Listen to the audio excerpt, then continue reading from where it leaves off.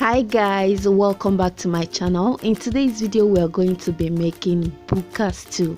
Buka stew is basically a stew made with bleached palm oil, and you can find this type of stew in a local restaurant in Nigeria, or basically a Buka joint, a place where they sell different types of stews, rice, beans, you know, that mama put joint. So I'm going to show you how I made this. This is not the type of stew you make with vegetable oil. So if you're interested to see how I made this flavorful and tasty stew, then keep watching. Alright, here I've got 5 fresh tomatoes, 2 green bell peppers, 2 red bell peppers, 2 onion, this amount of ginger, and 3 Scotch bonnet pepper. I've got some shaki here, some beef, and some goat meat. You can use any type of meat of your choice. Here I've got some crayfish and ogiri okpei. You can use locust beans if you have that. I don't have locust beans, so I'm replacing it with ogiri okpei. They taste exactly the same, guys. So here is my palm oil. We are going to be adding some curry powder to it, some thyme, nutmeg, paprika powder, some seasoning cubes, and some salt. So let's get cooking. In a pot you're going to add the meat, starting with the shaki, that is tripe. Add the goat meat and the beef, then add some thyme. This is not the type of recipe I give you measurements, okay? So this recipe you have to add things or ingredients according to your taste. Add some salt, some seasoning cubes, and add half diced onion. Remember I showed you 2 onions before. I cut one into 2 halves, then I used 1 half. I'm going to be using the other half and the other one to fry my stew. Alright, I just added some water, just a tiny bit of water to the meat, stirred it up a little bit, and then I'm going to cook the meat until it is perfectly cooked. So for the oil, I'm going to add a very good amount of oil in the pot. Don't use your precious pot to do the bleaching process, okay? You are going to add oil depending on the quantity of stew you are making. This stew requires a lot of palm oil.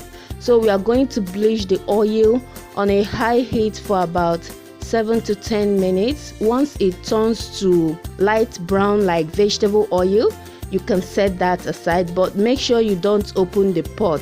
Let the oil settle down a bit before we start using it.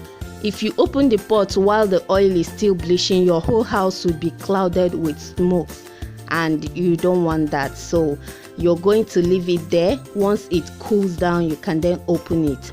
Alright, now I'm going to transfer the oil into another pot and then add my 1.5 sliced onion, then add my blended crayfish and the ogiri okpei I showed you earlier. Add some seasoning cubes to the oil. I'm going to fry this for about 2 minutes. After 2 minutes, I'm going to add my blended peppers, tomatoes, ginger into the pot. I sieved it with a sieve to get rid of the excess water, but I'm going to be adding the water later. You will see that later in this video. So we are going to leave this to fry for about 15 to 20 minutes depending on the quantity of tomatoes and peppers you're making. So I let mine fry for about 10 minutes until it is properly fried. Then I added some curry powder, some paprika, and half a teaspoon of nutmeg. You can add more or less depending on the quantity you are making, like I always say. Alright, after adding those, I went ahead and add my cooked meat.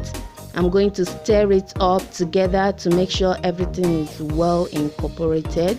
Then I add my meat stock.